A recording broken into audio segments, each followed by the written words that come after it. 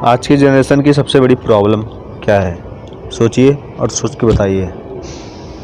अब हर किसी के मन में अलग अलग चीज़ें आती हैं, अलग अलग बातें आती हैं कि शायद प्रॉब्लम ये है कि कोई अपने माइंड पे कंट्रोल नहीं कर पा रहा है। कोई ये बोलेगा कि नहीं, प्रॉब्लम ये है कि यंग जनरेशन बहुत गलत जगह जा रहा है या गलत डायरेक्शन में जा रहा है। तो तरह तरह की बातें हैं, हर किसी के मन में अलग अलग विचार आते हैं। लेकिन सबसे बड़ी प्रॉब्लम यह है कि आदमी, कोई भी इंसान या कोई भी यंग आदमी इस समय ये सोचता है, जो कि 25 साल या 24 साल से नीचे हैं और जो कोई भी काम नहीं करते, एक छोटा मोटा काम करते हैं, उनके दिमाग में ये आता है कि हमें कहीं से कुछ मिल जाए अपने आप। इनके मन में ये विचार आता है कि हमें कोई चीज़ कहीं से मिल जाए, जो कि पॉसिबल नहीं है। इनके मन में ये नहीं आता कि नहीं, हम मेहनत करके कोई चीज़ कमाएंगे। इनको ये चाहिए कि नहीं, हमें बहुत सारा पैसा, एक अच्छी गाड़ी, एक घर कहीं से मिल जाए, हमारे लाइफ में जादू हो जाए, ऐसा कुछ। तो हम आपको बता दें कि ये पॉसिबल तो है नहीं। हाँ ठीक है, आप सोचते हैं, सोचने के लिए तो आदमी कुछ भी सोचता है, तो सोचने से तो कुछ होता नहीं।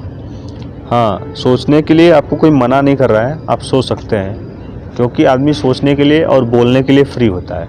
ना तो आप किसी का माइंड पकड़ सकते हैं और न ही आप किसी का मुंह पकड़ सकते हैं। तो बोलने के लिए आदमी कुछ भी बोलता है।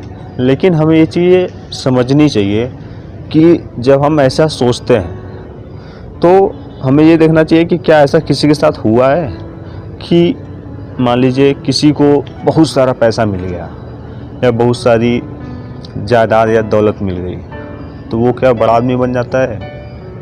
100 में से 1 लोग होते हैं जिनको कि विरासत में सारी चीज़ें मिलती हैं और वो अपना दिमाग लगा के थोड़ा बहुत आगे चला जाता है। लेकिन 99 लोग ऐसे होते हैं जो कि विरासत में मिली दौलत को बर्बाद कर देते हैं, गंवा देते हैं। तो ये चीज़ें हमें ध्यान देनी चाहिए कि मिलना तो दूर, क्या है कि जब हम कोई चीज़ कमाते हैं, कोई चीज़ जब हम जुटाते हैं ना, तब उसमें हमारी मेहनत लगती है। और जब मेहनत लगती है तो वो चीज़ हमें समझ में आती है कि नहीं, इसमें मेहनत लगी है, तो इसे खर्च करने के लिए हमें थोड़ी सी संकोच होती है कि नहीं, खर्च करें या ना करें, करेंगे तो दोबारा हमें इकट्ठी करनी पड़ेगी।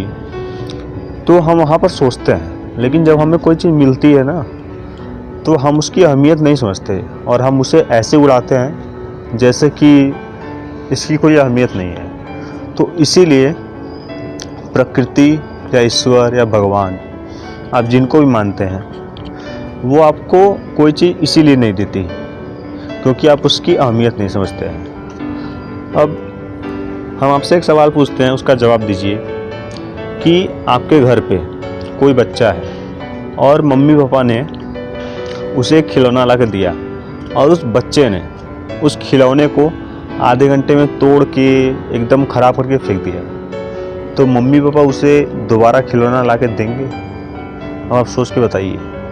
हाँ, बहुत लोग होते हैं कि दोबारा ला के देते हैं, लेकिन 98% लोग ऐसे हैं जो कि दोबारा ला के नहीं देंगे, क्योंकि उसने उस चीज़ की अहमियत नहीं समझी और मम्मी पापा का पैसा लगाया। तो इसीलिए कोई भी चीज़ हमें नहीं मिलती अगर हम उसकी इज्जत नहीं करते।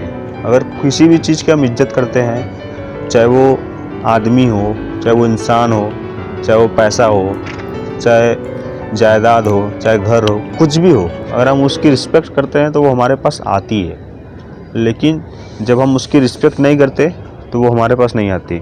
नॉर्मल सी बात है, आप सोचिए कि अगर आप किसी के पास जाते हैं और वो आपको बेइज्जत करके, मतलब आपको बुरा भला बोल के, कुछ आपके साथ गलत करके आपको भेज देता है, तो क्या आप उसके पास दोबारा जाना चाहेंगे?